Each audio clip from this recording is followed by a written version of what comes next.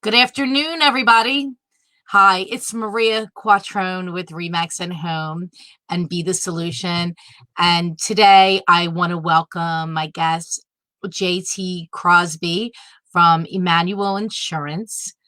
We work together on all things real estate, and I thought that JT would be a great guest today for our real estate friends to talk about how his company is handling everything through the current situation and what they're doing to be the solution. So, JT, thank you so much for coming today. How are you and how's your family doing? Well, first of all, thank you for having me. The family's holding up well. I just got my order of aloe gel. So we're going to make our own hand sanitizer since Oh, we're almost out. how do you, Um, so what do you do with that? so we have pure alcohol. It's 80% pure alcohol, and then you get an aloe gel and then a like fragrance. And so we have some tea tree fragrance. You mix 2/3 of the alcohol in with 1/3 of the gel, mix it around, put a little drop of fragrance in there, and boom, you have your own hand sanitizer. That is super cool. Yeah, Where did you get the aloe from? Amazon. It Oh, took a while. It took about 10 days for me to get it. so are you getting like big pieces of aloe or My coming in a mom, bucket or how does, my mom got the big pieces of aloe because she's just all by herself and she wanted to make her own that way. I actually bought a gallon jug of gel. And my neighbor, who is a large developer, he got a pallet of the alcohol and gave me one of the bottles. So when I was over his house for dinner, I was like, oh man, you have the alcohol. Like I've been looking online for that. It's just like, so hard to get. So we did a trade. So I bought 2 gallons of the aloe gel. I gave him one and then I kept one. So then we'll just make our own hand sanitizer. wow, We're, that's very, that, yeah. that's really cool.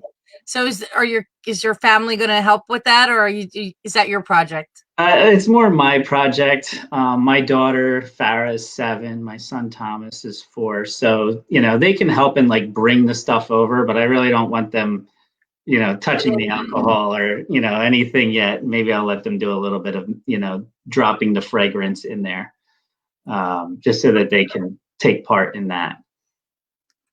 So we've been trying to stay calm by taking some nature walks. We'll go to Forbidden Drive, which is great because everyone still like respects the social distancing aspect of it.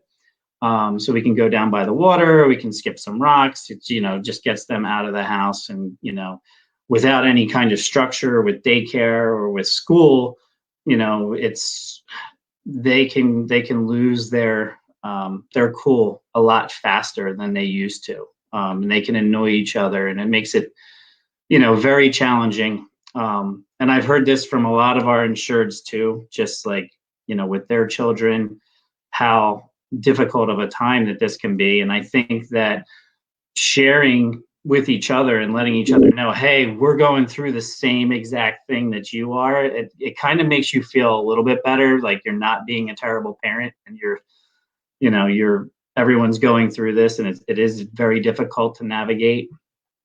So that's encouraging that we're able to support each other in that way. Do you have a do you have a pretty big community around you or? We do. So I go to church through a group called Liberty, and Oh, yeah.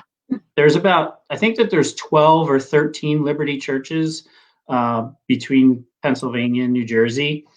And one of the things that we do every year is we do a fundraiser for Easter outreach, where we raise $125,000, and it's to feed people in need in the Philadelphia area. When we started this 10 years ago, we delivered 100 meals.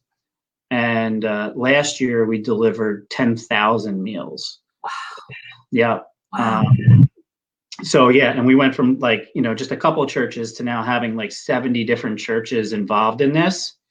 So this year was a little different because typically we would all go to the churches and then we would pack all these boxes. Phil Abundance gives us food, and we get food from other different places. And, it's basically just giving a meal to those in need the day before Easter. But because we have to social distance, we've actually spread it out over this whole month and the months going forward. So every Saturday morning, I've been, getting my mask and gloves on and just delivering meals to people, mostly in the Kensington area because I live in Northern Liberties and it's, a little bit closer for me. So yeah, I'm delivering anywhere from 10 to 15 meals every Saturday morning, just boxes that'll, keep a family going for the week. Wow. Where are you getting that? Is there like a pickup spot you have to go to? Do you need more help with it, or if there's wise, or how can we help? Yeah, if anyone wants to help, if they go to easteroutreach.org, okay, there's a spot on there where it says to volunteer. So you can either volunteer to put food in boxes, or you can volunteer to deliver. And there's all different delivery spots. So, there's West Philly, there's Roxborough, there's Kensington, there's North Philly, there's spots over in Jersey. And because Easter Outreach is so well connected and built up now, the city of Philadelphia is actually helping to funnel the volunteers through there and actually partner with some of the other stuff. And it's like forphilly.com once you go into the Easter Outreach site. And it's every Saturday morning, or is it every day? They're doing something every single day. So whether or not you can volunteer to put food in the boxes or to deliver meals, or there's stuff that they do with the senior citizens. There's always different opportunities to volunteer, and it's pretty ongoing. It is very ongoing. And there's, a lot of different opportunities there. Yeah, Chip to help you guys out maybe on a Saturday or a Sunday. Yeah, I'll look into that. And it's basically we're just picking up the boxes and then dropping them off at their house at the front door. Yeah, so they give you a list and they've already mapped it out. So what's nice about it is for last Saturday, I had 14 deliveries. And, I started from one of the churches and I drove for 5 minutes, and then each drop-off spot was within 5 minutes from that spot, and they map it out. So it's not like you're driving all around. It's very well organized. I delivered 14 meals in less than an hour and a half. So it's just nice. I mean, and people are just so grateful and thankful, and it gives you just a sense of humility, when you're in some of these areas, some of them are really, in a tough spot. So, for us to be able to give back in that way and then do it in a safe way, that's important. So that's what the family's doing in terms of it. I think that's the biggest thing. We definitely want to help. Great. So I'll go to that. You and I could talk afterwards, more in depthly about it. But I can put up the website, I think, if I type it in here, right? Yeah, type it in. We could also later too. We can send that out when we send out the recording. So okay, be on there. But that's a really nice idea. That certainly is being the solution, right? We're trying. I mean, the other part of this, obviously in the insurance world, is trying to navigate through all of this information. For the past 4 weeks, it's, everyone's inboxes are getting flooded by COVID-19 information, between the PPP and the EIDL information. What can businesses do to get the grants, to get the support, to get the loans? And our agency has taken a real proactive role in making sure that we're using our strategic partners, like the specific accountants and the attorneys that are able to really dissect this information, give it to us, and the stuff that we're getting from the carriers themselves, and like weeding through that stuff. So when you see my email blast go out, all that information is really sifted through so that it's not just another one of those emails where it's just like, okay, just like, I can't take it, delete. We're trying to make it very focused, for people with home and auto insurance. All the carriers are really coming together. A few have led the pack. Progressive, Travelers, Encompass have led the pack in terms of saying that they were going to give a discount because cars aren't on the road as much anymore. And so carriers are going anywhere from 15 to 35% discounting for like the next 2 months. Wow. Like, what do they need to do? They don't. The beautiful thing is they don't need to do anything, which is exactly how it should be, because some people don't even know that it's out there. I mean, we're getting the information out as fast as possible, as fast as we see it. But let's say if you have Progressive, you don't have to do anything. You're automatically going to get the discount off of your next bill. If you've paid in full, then it'll be a credit onto your account. So that's really great. In terms of like the business insurance, we insure a lot of real estate people, and we insure a lot of things with food and alcohol, our bars, restaurants, diners, taverns. And so, a lot of insurance costs are based on sales. And because of this, a lot of the sales have gone down because people aren't working.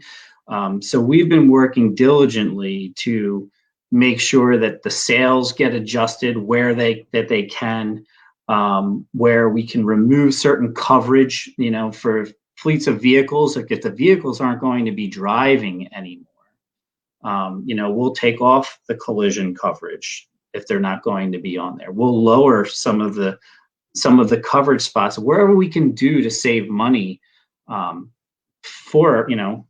they're our family. That's our motto. We are family and we will protect yours. So, we don't consider them clients, we consider them family. So we want to make sure that they're taken care of in that way. We know the ins and outs and the things that can be done. So we're making those changes and adjustments for them. What are you seeing on the whole construction side with a lot of unless you got a waiver, you can't work, the guys and gals, right? Right. Can't work. What's happening with that? So I'm a member of the BIA of Philadelphia, as are you. And I think the BIA has been doing a really fantastic job.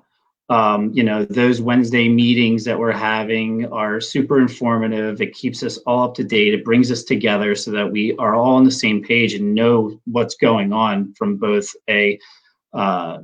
from like the general counsel standpoint and what business owners are doing and how they're being successful. So I insure a decent amount of general contractors, and I would say that there's a solid number of them that still were able to get those waivers, just because of simply how large that they are and the amount of projects, and depending on where they were in the project, like they needed to have the waiver so that the property is protected, just where that they are in that scope of things. For the ones that don't have waivers, we're looking at either holding off on certain coverage, or we're drastically lowering our construction costs for the year. I would say that any business owner out there, we can. Insurance carriers are expecting at least a 20% drop in total sales or construction costs, and if they're unwilling to go further than that, then we're looking at saying, okay, if you're not going to lower our sales or our construction costs on our renewal below that, then we'll move the business to another carrier, and do it with someone who will. So, Um, so they're getting that savings. yes, yeah, yeah. The thing with insurance for general contractors is the cost there is based on what the total revenue is or what the sub costs are. So if they're not using all of those costs throughout the year, they're not getting a refund back for the for the cost that they didn't use. So it's it's something that I really dislike in this space. It's not like workers' compensation. Workers' compensation is, all right, you have a specific amount of payroll, you've paid 100,000 in payroll, here's the cost, and you pay it. Well, if you go a year and you only do 90,000 in payroll, well, you're going to get $10,000 in payroll premium back. If you go over the 100,000, you go to 110. Well, then you owe for that extra 10,000. In construction, it's different. They say, all right, you're going to say you're going to build, $10 million this year, and then you only build 7 million. Well, you're still on the hook for that other 3 million. Mm-hmm. So, they're actually, what we'll do is we can go as low as 90%. So if they're supposed to do 10 million, if they do up to 9 million, then they would be able to get that refund back. But insurance carriers won't go lower than that. Right. Yeah. So that's important to know and understand, because if you don't, you end up getting, you end up paying more for insurance than you should have. Right. So I always caution my insureds, like, let's go lower on the numbers, no matter what, just because there's so many unforeseen things that happen in construction, things that can delay the project. A lot of times with getting the proper permits pulled, closings get pushed back. It only takes one subcontractor to mess something up and, cause a big delay. And, if you don't have that cushion in there, then, you end up, it ends up affecting your bottom line. Yeah, for sure. So many moving parts for businesses, and how, we can all stay afloat during this time. You were in a virtual company before this, right? You went into an office every day, or? Yeah, yes, yeah. So we have our office is in Lower Gwinnett. We bought the building, and we have plenty of space there where we can grow. And I think it's important for our new employees, like, to be in that space so that they're around other people, every single day. For the past year, I've been remote 4 days a week. So I go into the office on Tuesdays. That's when we'll have all of our executive meetings, our sales meetings, our service meetings. We bring in the carrier reps on those days. And it just allows us all to be together. We get to celebrate everyone's birthday, when that comes around, and and really just get to, enjoy each other. But for the most part, everything that we can do remote. And then for our sales team needs to be out there, and we need to be, meeting with clients and sitting and talking with them. I'm a huge advocate of actually going to see, like, if it's a manufacturer, I want to walk the plant, like, show me around. I need to understand the business as a whole so that we can make sure that all the exposures are taken care of and covered. So you've been virtually, or holding off on it? Yeah, so we've been holding off on those. A lot of the manufacturers that we insure, but like there was a number that came on right before COVID hit. So we had the opportunity to go and walk the plant and see it, what they were doing. And, once we do that, we have a lot of resources already available. So we're helping, not only our manufacturers, our restaurateurs, the general contractors, with their things like their employee handbook. We're giving them like risk transfer documents. We're putting in safety management, loss control. and we're creating these documents for them, or we're taking the documents and we're looking at them and we're updating them for them and giving them different ideas of saying, hey, you could strengthen this up just by doing these couple things, and actually giving them some sample documents, which everyone has been really grateful to have. So that's you're doing that as in between of everything else that's happening. Is that something new, or now you have more time to do it? Yeah, no, it's definitely not something new for us. I mean, I think what separates Emmanuel from other agencies out there is that we are actually providing risk management and loss control solutions at no additional cost to them. We're specifying specific verticals that we want to be experts in, because if you're a generalist, then you can miss something, especially with the kind of people we like to work with who are they're energetic, they're young, they're growing, they're true entrepreneurs. They typically have their hands in multiple different things. They'll have their hand in some real estate, they'll have it in business. They come to us as an advisor to help them navigate those situations for them and just make sure that they're properly protected. Yeah, you guys do a phenomenal job of that. I mean, I remember when we first met, I was really blown away by the company and all the information, the so much information that I hadn't heard from other insurance brokers before. And I've shared that with a lot of our clients who are, developers, builders. Yeah. And, yeah, because they didn't even know the information that I gave them that you shared with me. So that's been really helpful to them, because they didn't realize the risk that they had and they weren't covered. They thought that they were. Right. So it's really interesting, your company's perspective on how you do business and how you are really, truly a family business. And I really love that. I mean, we're a small company, but we're also a family business, and our work family is really important to us, as is our, all of our clients and all of our business associates and colleagues. It's my hope with, doing these Facebook Lives. Look, this isn't something that I'm trained to do, or maybe right. I am trained. Maybe this is all the things I worked on my whole life. I don't know, but you're a natural. But I'm doing, I don't know.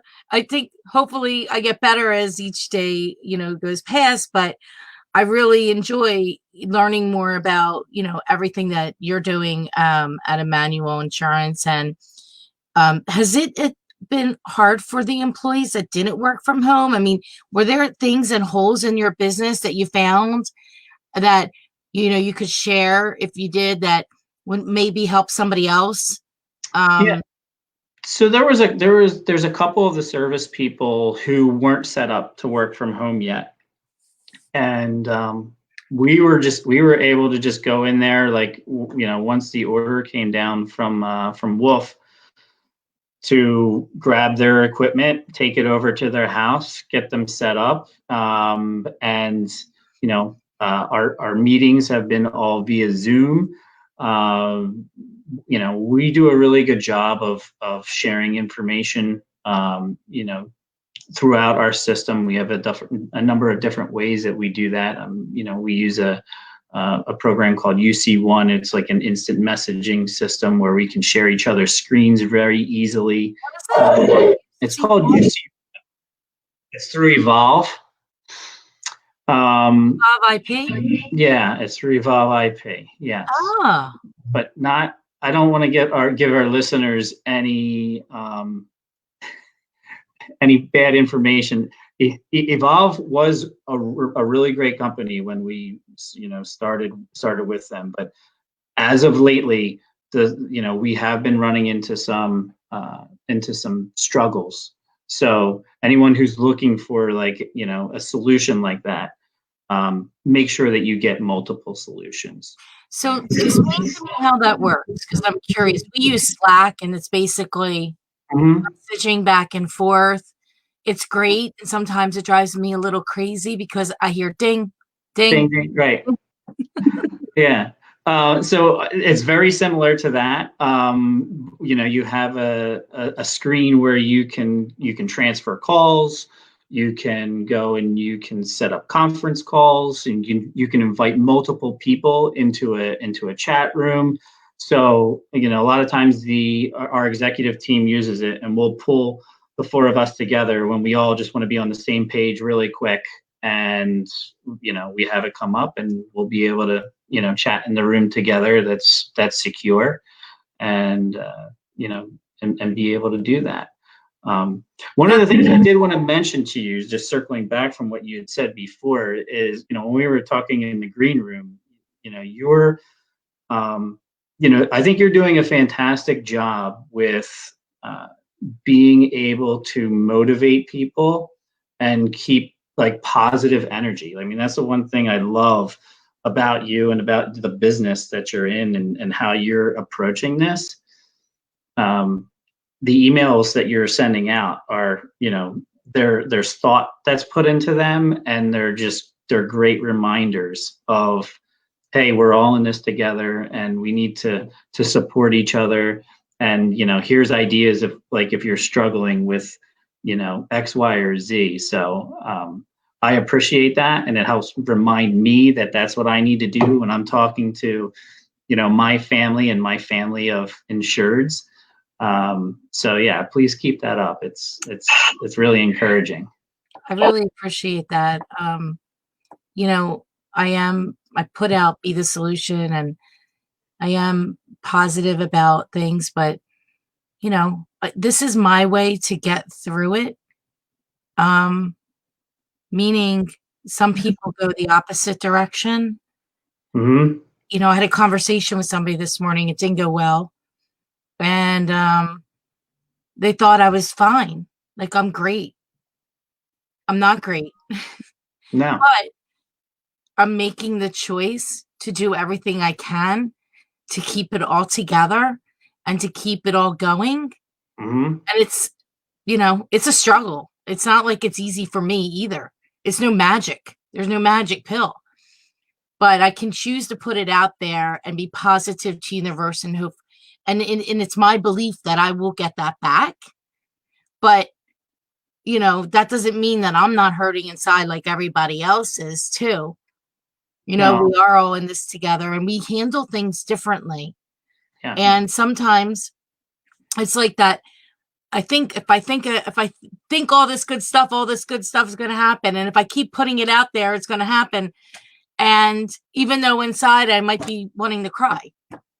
And so I think that's important too, because it's not like I'm just, you know, being a rah-rah cheerleader. Right.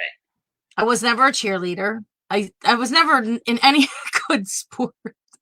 I was terrible, JT. Right. But I had some other good things, but I appreciate, the feedback. I appreciate all the things that, you've done for our clients and for us. And I know Hmm. how crazy like I am with my stuff. So, Well, you have such a big personality, and we're both extroverted people. So this is like, they're taking us and they're putting us into these boxes. So it is hard. One of the most important things that we can do is share with each other. Like, sharing allows us to feel human, and to really connect. So like, when we are finding ourselves in these positions where it gets depressing, and it's like, it's late at night, and it's like, all right, what am I doing right now? There's so much to do. I told you in the green room last night, I was working till midnight. what were you doing? I was working on setting up like survey information for a big restaurant chain. They just made a change over to our agency, and one of the reasons was because of all the COVID-19 information we were putting out, and how we were advising our clientele So one of my clients reached out to the owner of the restaurant group and said, "Hey, like, are you getting any of this from your broker? Like, look what JT and look what Emmanuel is sending out." And they were like, "No, like, he hasn't even contacted us." So she was like, "You know what? It's time to make a change." And so, she made a change and switched everything over, and they have 9 restaurants. So, it's it's things like that. And I think where Emmanuel comes in and steps it up, we take over when somebody has outgrown their broker. There's a lot, you were saying before, there's a lot of stuff that you didn't even know, that the reason you didn't know is because no one was guiding you through that, and you were starting at the bottom. So, you're not going to get a high level broker at that point in time. It's just, there's thresholds.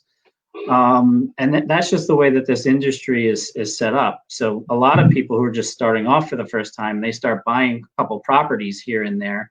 They're typically dealing with a captive agency, like they're with like a State Farm or an Erie or something like that. And they're, which is all fine and good. I'm not saying anything, negative about that, but they're not getting like the expertise in terms of like knowing what the exposures are. It's more just, okay, here's coverage, here's price, here you go, you're on your way. Once these entrepreneurs start growing, and then they have 10, 20, 50 properties, it's a whole different ball game, and it's a whole different area of where you need more market access. You need special programs that are designed for those kinds of exposures. And you also need guidance. Like, I've taken over some and helped some people, and they've got all these properties in their personal name. Oh, like, boy. what are you doing? Like, you can't. Investment real estate 101, Right. LLC. Yeah, set it up in the LLC, or set up, even though if it's larger, you need an LP. LP, right. Yeah. And then having it run by the LLC. So those are the things that we're doing to. In regards to that, JT, one quick Mhm. question. How many properties usually does somebody have to then have an LP for the LLC to run? What's the threshold? Well, you typically, the short Like answer, 10, there is no threshold. There is no threshold. But like what you'll see is like an LP will be set up, and it could be an apartment building. It could be, and it doesn't have to have a lot of units. It's really, I see the more sophisticated investors always using an LP with an LLC underneath of it. on all the time, even on single family rental properties? I have seen it on single family rental properties. That's more rare. Usually that's just in an LLC, for that. But for the apartment buildings, so even if it's 5 units? Yep. So it's a limited partnership. Yep. LLC underneath. Correct. Yep. So that's the umbrella. That LP, would that be for all, and then separate little LLCs, or? No, they'll do it for each entity. I see. Yeah. And that's what I would recommend. So we have some people who don't want to do the LLC, a whole bunch of LLCs. They'll, and then I have other investors that will do an LLC for each location. And typically it's named after the street that it's on and the address. So we have, I wouldn't advise having more than 10 or 15 properties under one LLC. An attorney will tell you set up an LLC for each of them. We just did but in Philadelphia, you can pierce the corporate veil, even if it's in an LLC or an LP.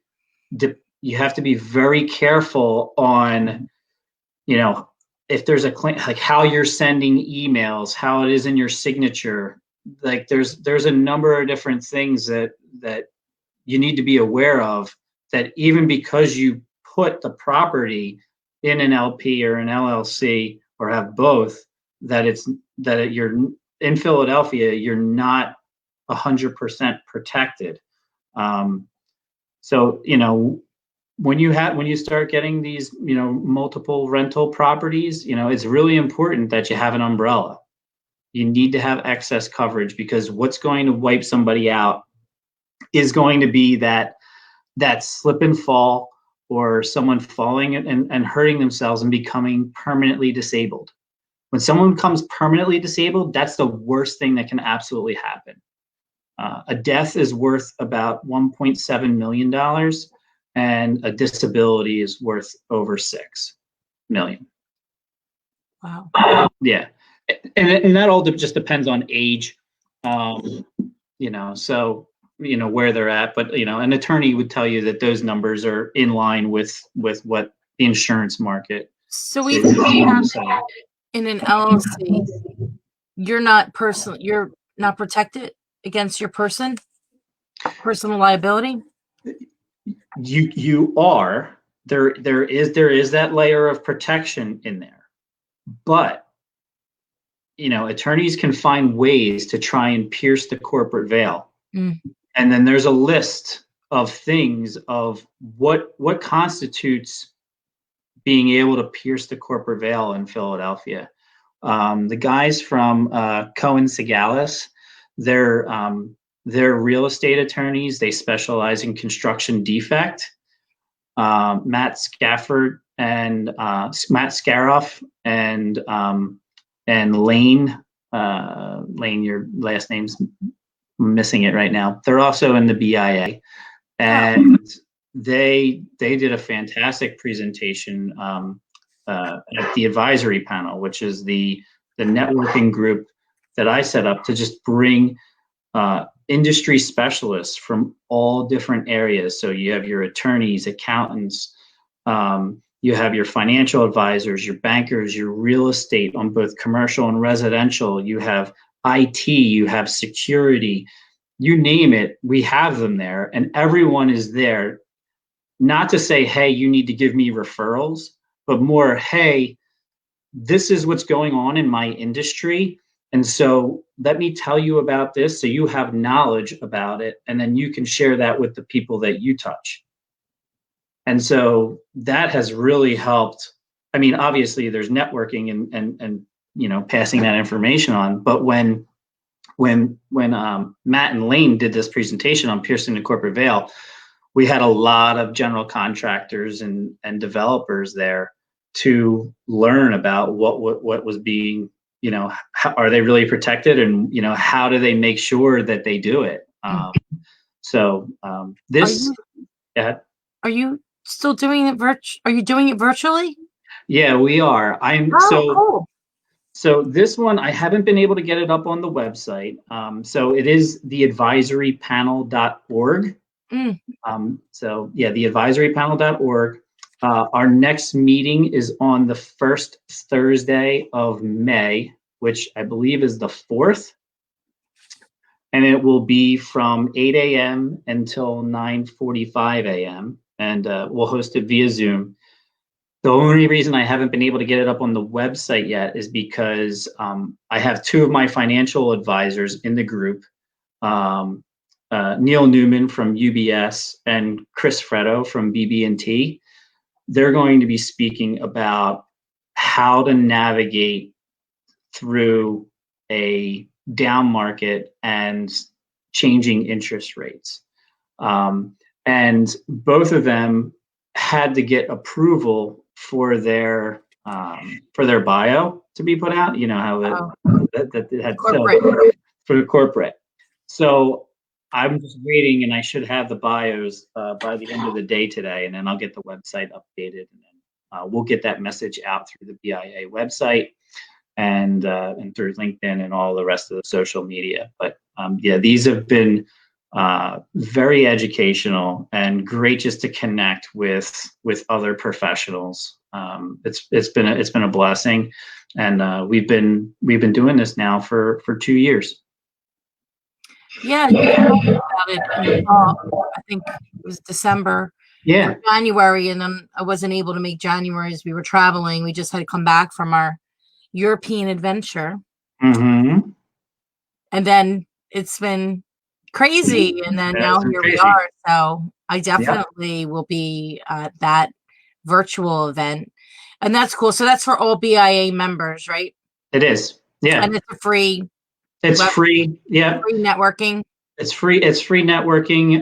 When we do meet in person, the only thing that I ask is that the speakers bring refreshments for people. And typically, I have, we'll do two presentations. They're each 25 minutes. We do get to go around the room and we introduce ourselves, what we do, what our target client is, and then I always ask like a question, like, what was the last good book that you read, or what was give me a success story, or what was a present that you got over the holidays, or a present that you gave over the holidays, just so you have something a little bit more personal. And that helps connect people too. One guy said, he's like, I like to make wine. And then there was another winemaker in the in attendance as well. So they connected afterwards and talked about making wine. I love it. I would like to make wine. Me too. I'm getting a shipment today, so I'm happy about it. Oh, nice. Yeah, 50, it's called 56 degrees. And they're in up at, I think it's like North Jersey. Okay. Um, we found them through the Union League. They're still doing we're doing a virtual Spanish wine tasting tomorrow night on Zoom Oh, that's through great. the Union League. So So the wine's already bottled and ready to go, or you have to make it? yeah, Okay. yeah, 3 different Spanish wines. But I would love to be able to make wine one day. My dream is to go to this place in France to do it. It's pretty expensive. I think it costs it's a lot. It's you should get a group of people that want to do it, because it's around, I think, 30 something thousand Wow. to bottle your own and make your own wine. And you make it from a sampling of different grapes. I think there's like 14 vineyards that Okay. participate. It's really cool. You can have your own label. Oh, you better for 30 grand. Yeah, I mean, it's a big thing. Like, you'd have to do it. We would do it with, we wouldn't spend that, without doing it with a few people. But Of anyway, course. and speaking of, I would love to be a guest on one of those Yeah, you want to networking be a events speaker? and be a Absolutely. speaker at one, sometime this year. That would be great. Yeah, We could 100%. do something fun about the real estate industry, because it's a lot of fun right now.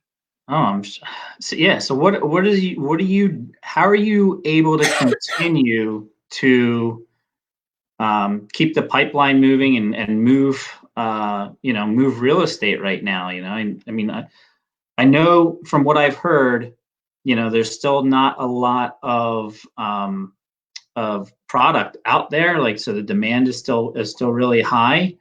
But I mean, are you doing like a lot of virtual tours and? Yeah. So we're taking a position of a couple different things. One, our mentality can be buyers and sellers in any market, because it's a solution, and Sure. it's a solution of a symptom that they have. So they may be relocating from, Boston or Maryland. We just sold one a couple weeks ago. There was a relocation from Maryland. They sold their home there. They're going to be working at Boeing.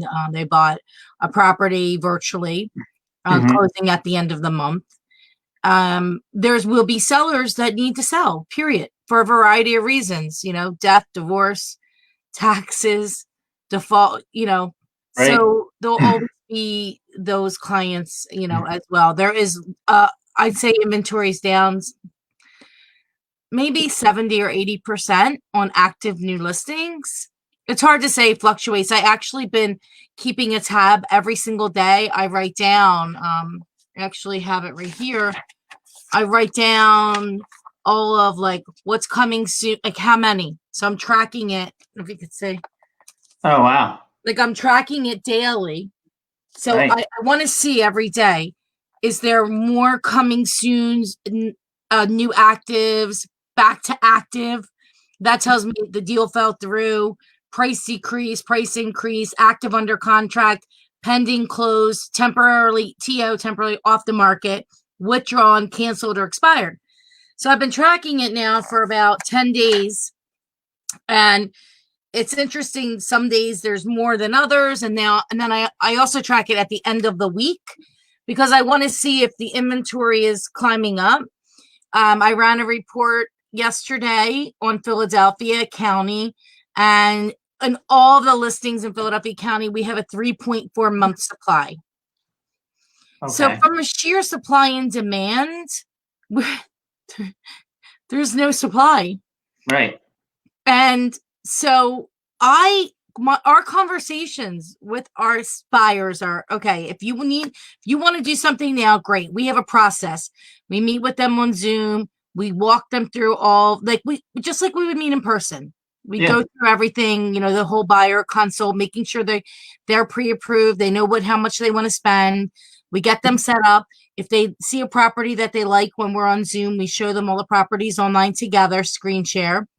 Then we'll call the agent and say, listen, can your client, because if they don't have a 3D tour, which we've been utilizing 3D walking streaming tours since August. So all of our properties have those. That's great. Ones that we were able to get them, obviously, before all this anyway. So I'd say 90% have them.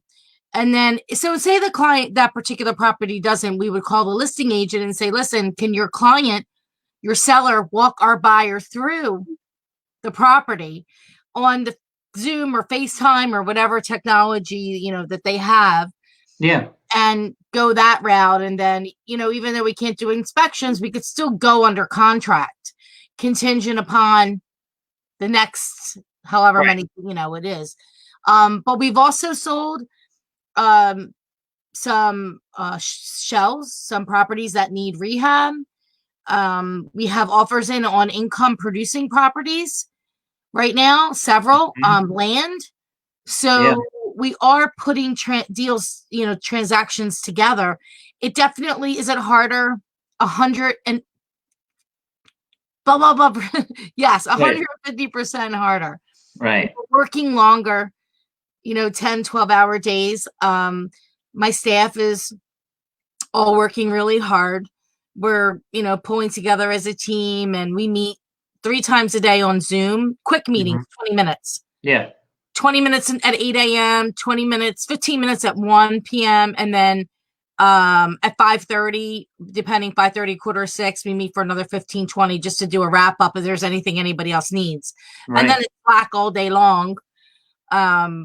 So everybody's engaged and everybody's on top of it. And we've actually added, like, I would say, maybe 100% more in marketing. Things that we've never done, like this. Yeah. Now there's a podcast. Right. Now it's being launched today, the Be the Solution podcast. We're doing an online webinar tomorrow with my coach, John Cheplak, for real estate agents, how to thrive in this marketplace. So these are all things that I didn't do before. So I just made a decision that I got to change the way that I'm doing things. And I'm doing 180-degree difference. Right. And so, but thanks for asking. I mean, that's what we're doing. We're getting stuff done. Obviously, we're not doing the numbers that we were doing in February, January or whatever, but we're still doing, we'll probably do like 50% of what we were doing, which is, I think, I'm proud of that, to be honest with you, in this environment. Yeah. And this shows us like what our exposures are, this whole thing, like this is a stress test, right? So the things that you weren't doing before and the things that you're doing now is only going to help like launch you even further, once we get on the other side of this. Our executive team is looking at it the same exact way and saying, you know what, like we need to, to pump up our marketing. We need to, be out there and be in front. Obviously one of the most important things for us as advisors, insurance advisors, risk advisors, is to get the information out to not only our client family, but also to those other people out here who are not part of the Emmanuel family yet. We've completely bumped up on our personal lines, because we have personal lines, we have commercial lines, we have life, disability, and long-term care. So now, how can we help people save money? So we're going to all our strategic relationships and the people that we know. Like we're shopping home and auto insurance right now, and we're finding a ton of success with it. Just because the commercial insurance is a little slower, so we're able to focus a little bit more on the personal lines as a commercial producer, right? So we can do a little bit more focus on that. The other spot is the life insurance. The life insurance carriers have changed their guidelines because of this. Now I can get someone up to $3 million in coverage without a paramed exam. Paramed exam is no blood, no urine. It's just a phone call. They do the interview. It takes about 20-25 minutes. They ask medical questions, and then they run your motor vehicle record to make sure you have no majors on there, and they check your prescriptions. So as long as they fits all the boxes, you can get a life insurance policy in under 5 days, up to $3 million in coverage. Wow. Yeah. So that has been, when I sent that out to everybody, that has been something that people are like, you know what, I need to take advantage of this now. And then, some of the older folks are a little bit more scared. Like, what if they get COVID-19, and they might not have coverage. Now, there are certain restrictions now that I'm starting to see the life insurance carriers come out with, where, people above the age of 70 or above the age of 80, where they're not even taking their applications until June 15th. So not every insurance carrier is doing that yet, though. But trust me, they're going to follow suit real quick. That's what I'm thinking, because once you start to see the trend move there, then everyone else is going to follow. Yeah. Yeah, absolutely. Wow, that's great information. Fantastic. Yeah. So a couple more questions I just want to throw out there. So are you reading any good book? Is there any books you're reading? Anything like you'd say this is definitely check it out? Or The Way of Trust is a book that I'm reading, and I read that with the sales team. It's one that we just started. I'm also reading personally. It's a book. It's called Small Victories.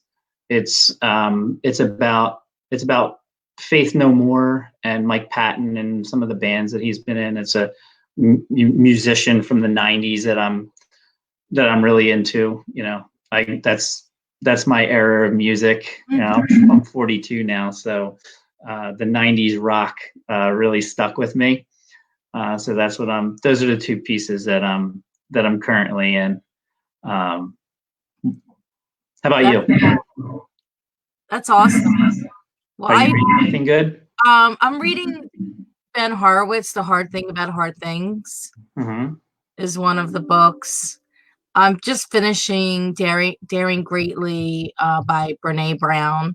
I feel like I've been reading this book forever, but I read multiple books at the same time. So I may pick up one and read 20 pages and then later pick up another. I really thought I would create more time to read.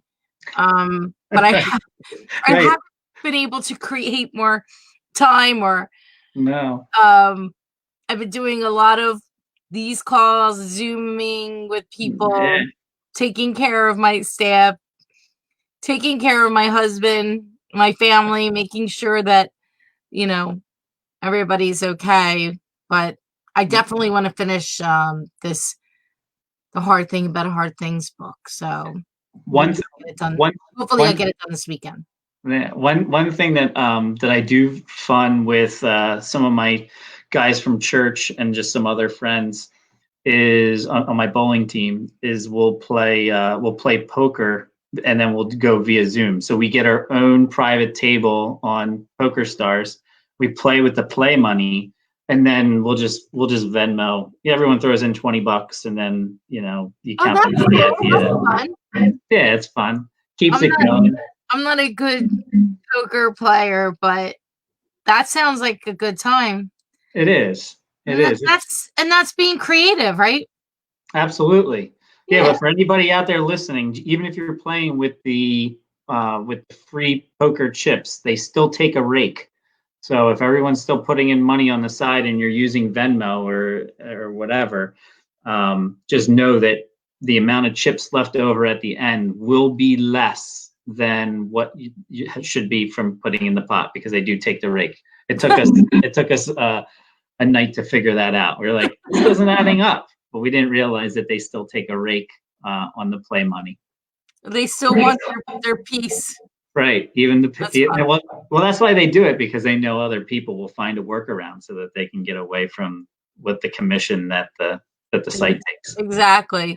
One thing that I've been doing a lot of is I've been cooking since we have to eat. Well, I cooked before, but not as much, obviously. I mean, I was eating 50% of my meals out. Yeah. And I didn't mind that, and paying the money to restaurants. Like, it's kind of what I do, part of my thing. But Right. now that I have to, I eat 3 meals a day usually. So they're all home cooked. In fact, I'm going to make gluten-free banana bread sometime today. Because that's right. I remember most of the people in your office are gluten-free. Tara's gluten-free. I'm gluten-free. Yeah. She watches their carbs. The other one's vegetarian. The other one eats, she eats like a child. She'll tell you that, like, I don't know, kid food, whatever that is. It's just funny. Mac and cheese, and everybody's different, but we all come together and make it happen. Amen. Yeah. It was really great talking with you today. I appreciate you and your time, and thank you for, everything you're doing for us and for our clients. If there's anything, we can do, please let us know. I will reach out to you about the meals. Okay. Yeah. And then if you can send me that info, I'll have it dropped in here for the, for the recording. All right. Perfect. All right. Thank you so much. Thanks. I really appreciate it. Great week. I'll talk to you soon. All right. Take care. All right. Bye-bye.